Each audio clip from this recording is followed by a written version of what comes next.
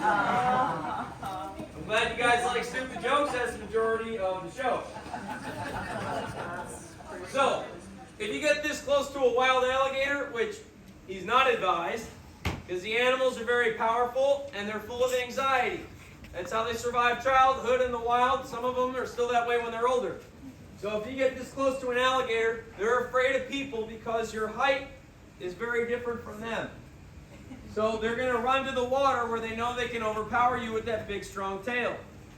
So that's why you want to be very careful. If you get in between the water and the alligator on land, they'll mow you over like you're made of flat, like you're Flat Stanley pretty much, okay?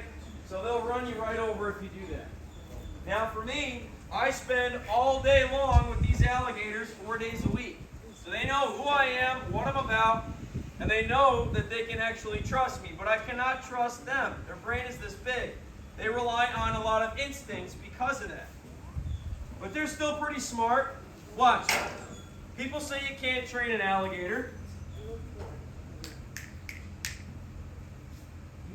Keep up, buddy. You got it. Let's go. Come on. Let's go.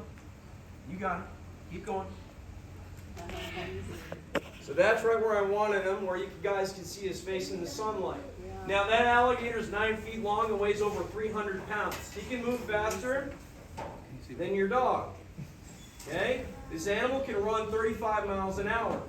But their muscles take days or hours to recover because they have a slow metabolism and not a lot of fat tissue. So, I'm going to move him out of the way, and we're going to handle the feistier one that's in the water right now. That's the female. She's smaller, so what does that mean? She's more likely to come after me because she's insecure. Her smaller size makes her more of a threat to me, actually. Their eyes are actually on the side of the head, so if they're looking right at you, they're actually staring here. Now they usually, because their vision is best on the side, and they have sensors on the side of their head for finding food in the mud, that's where you don't want to be. So don't ever approach an alligator from the side, and don't approach them at all, for God's sake. But you guys get the idea. If any of you end up being a gator wrestler and you walk up to the shoulder of an alligator, you're going to lose your foot. Now on land, the alligators are not as graceful as they are in the water. In the water, they can move about as good as a fish or a snake. They're very fluid. On land, they're awkward, like a cat that doesn't want to be touched. Now, I'm going to bring her right up there by her tail so you guys can see what the Native American technique of holding the gator's mouth shut with your throat looks like. Now they can bite the tip of their own tail. Very flexible. She's a lot faster than him because of her smaller size. And at this size, she's more than strong enough to kill me. So she's actually the bigger threat of the two of these gators. Now, when you handle an alligator, it has to be very smooth. So I want you to watch this part.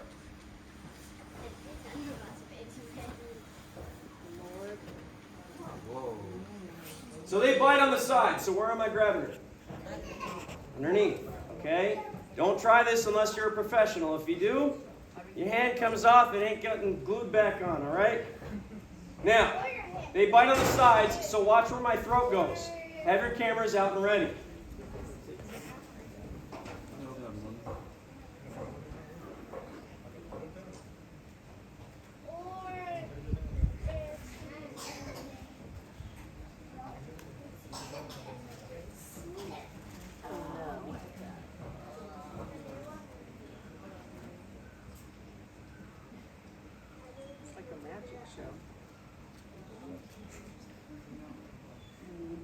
Thank you.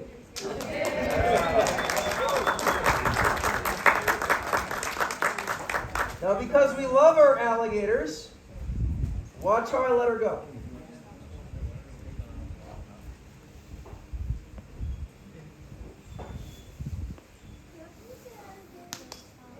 Big round of applause for her, huh?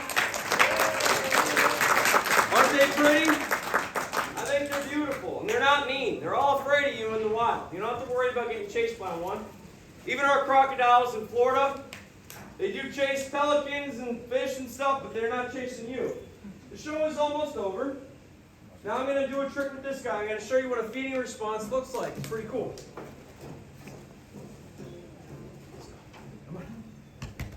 Should go right there, buddy. No. It's a little cold out, so he's a little lazy. Doesn't mean he won't move, it means you don't want it. But I didn't want to clock in. Here I am. I wanted to sleep in today. So they got a blind spot right above their tail. So I'm going to get right into that. And I'm going to stick my fingers right in between his teeth, on his gums. And it's going to feel like food. What's he going to want to do? Eat it. It's very simple. It's called a feeding response. Watch. My hands are covered in sand. He does not want sand in his mouth. I want this to feel like meat. Watch. Okay, now watch as he tries to eat my hand. He's strong, so that's why I don't fight him. Now, I'm not even sitting on the alligator. I love alligators and want to treat them right. So, I'm going to go ahead and switch my chin from where my fingertips are. This is called idiotic. I'm just kidding. So this is a trick we actually call the close shave. It's how we trim our beard in the Everglades, and if I mess up, we call it the face-off. Here we go.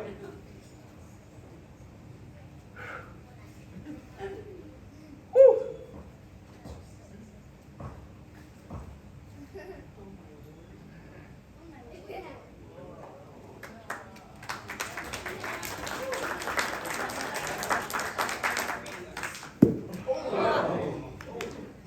Now these bone plates float on their back muscle. That's his armor for battling other males.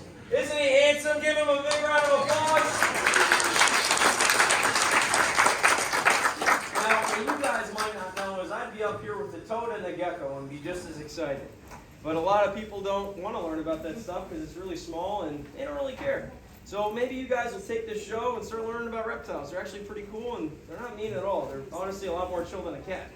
Now, I'm going to go ahead and start passing around some young alligators. They're going to be about this big, and the other one's about this big.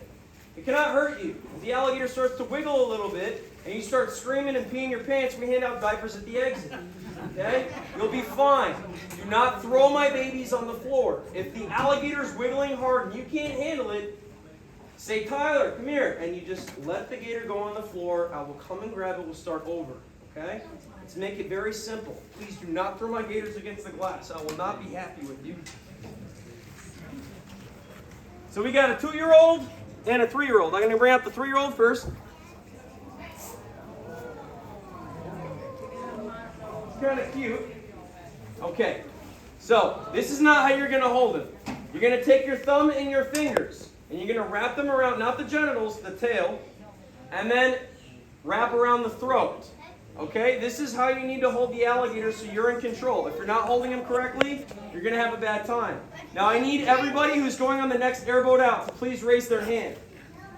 Only the people raising their hands right now are going to come up and hold the gator first, and then we're going to pass it around to everybody else. Come on up, please. I'll show you how to do it. It's very easy. Have your cameras ready. You, sir. You're going to grab right around the tail and the throat. You got it. You don't have to squeeze, just have a decent grip. Turn around, relax, breathe. Show them what you caught. Who's taking your picture? Olson. What's your name, sir? Doug. Folks, big hand for Doug, huh? He's got guts. We're going to bring out the other one for you folks over here. Doug, if you could pass the alligator on this side, please. Okay. Around the tail. If you guys like my show, you had a good time, you learned something cool, you got a nice picture, feel free to stop by the exit and show your appreciation, of course. Ask me a question about alligators. So around the tail and the throat, buddy. Hold them up. Turn and slide.